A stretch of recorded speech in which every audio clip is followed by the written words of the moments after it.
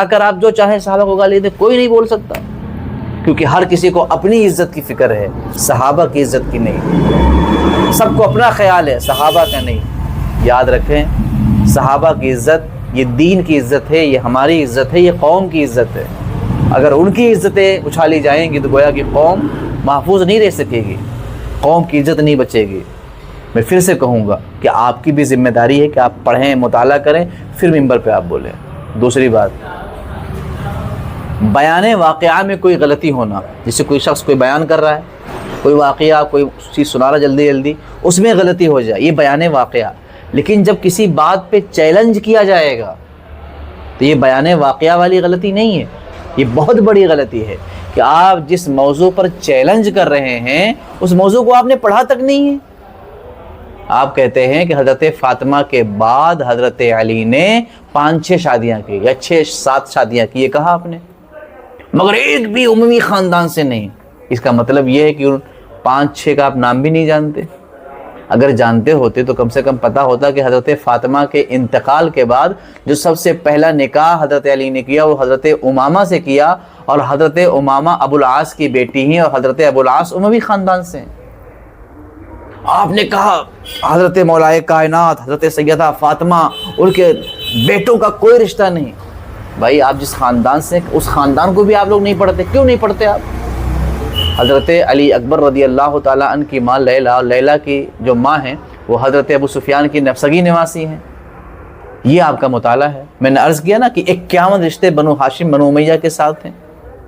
کیا رشتے ہو نہ ہو ایک الگ مسئلہ ہے، لیکن کم سے کم جو رشتے کی بات آپ نے چھیڑ دی تو پڑھ تو لیتے پہلے آپ رشتے کو۔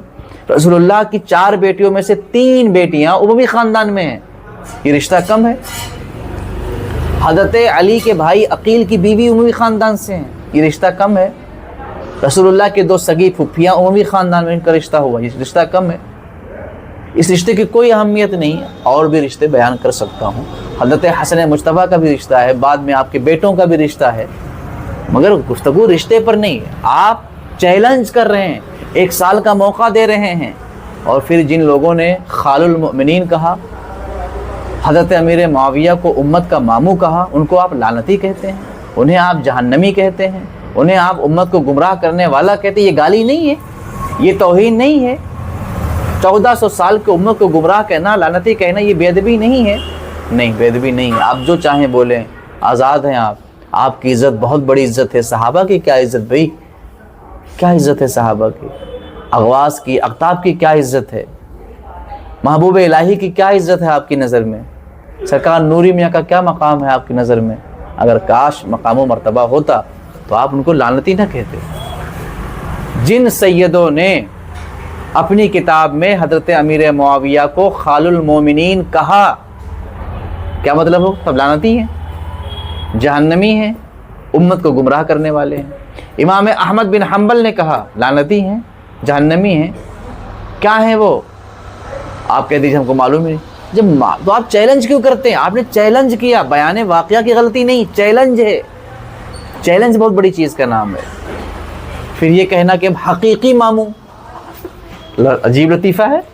ارے آج 1444 سال میں کسی نے بھی حضرت امیر معاویہ کو حقیقی ماموں کہا ہو تو ذرا مجھے بتاؤ، یہ کیا طریقہ اپنا رکھا ہے آپ نے؟ کہتے ہیں امام حسنین کے حقیقی ماموں۔ بھائی کون کہتا ہے کہ ان کے حقیقی ماموں ہیں؟ کس نے کہہ دیا یہ؟ مطلب جو بھی آئے آپ بولیں گے، جو بھی آئے آپ کہہ دیں گے، اور وہ بھی منبر سے آپ کہہ رہے ہیں۔ جب ہزاروں کے مجمع میں آپ کوئی بات بیان کر رہے ہیں تو وہ بات نپی تلی ہونی چاہیے تھی، پڑھ لکھ کر ہونی چاہیے تھی، پروف کے ساتھ ہونی چاہیے تھی، مگر ایسا بھی آپ نہیں کرتے۔ تو میں پھر سے بڑے ادب کے ساتھ کہہ رہا ہوں، صحابہ اور اہل بیت اعظام کے خلاف جو بھی زبان کھولے گا میں اس کو جواب دوں گا، میں ضرور جواب دوں گا۔ اب اپنی عزت جس کو رونا رونا ہے روئے، اور ہمیں یہ نہ سکھائے کہ یہ پرسنل بات کرنے والی بات ہے۔ واہ، آپ تو صحابہ کے خلاف منبر پہ بولیں اور ہم آپ سے پرسنل بات کریں، تو پہلے بولنے سے پہلے آپ پرسنل پوچھ لیے ہوتے۔ کچھ لوگ آ کے ہمیں علم دیتے ہیں کہ بھئی شریعت میں ایسے موقع پر نہیں، وضاحت جو طلب کی جاتی ہے وہ مبہم قول پر کی جاتی ہے کہ قول مبہم ہو تو وضاحت طلب کی جائے گی، مراد کا تعین نہ ہو تو وضاحت طلب کی جائے گی، ٹھیک ہے؟ یا کہتے ہیں کہ رواں روی میں بول دیا ہو تو وضاحت طلب کی جائے گی، لیکن جب بالکل واضح الفاظ ہوں تو وہاں وضاحت طلب نہیں کی جاتی، اس کا رد کیا جاتا ہے۔ اور یہ بات کہ پرسنل ملنا چاہیے، یہ وہاں پر کیا جائے جو بات پرسنل ہو، جو بات ہزاروں کے مجمع میں بیان کیا جا رہا ہے وہ پرسنل کہاں رہ گیا؟ یعنی آپ ہزاروں کے مجمع میں صحابہ کو برا بھلا کہیں اور ہم آپ کو پرسنلی کہہ دیں کہ بھائی آپ نے غلط کیا تھا، بس ہو گیا؟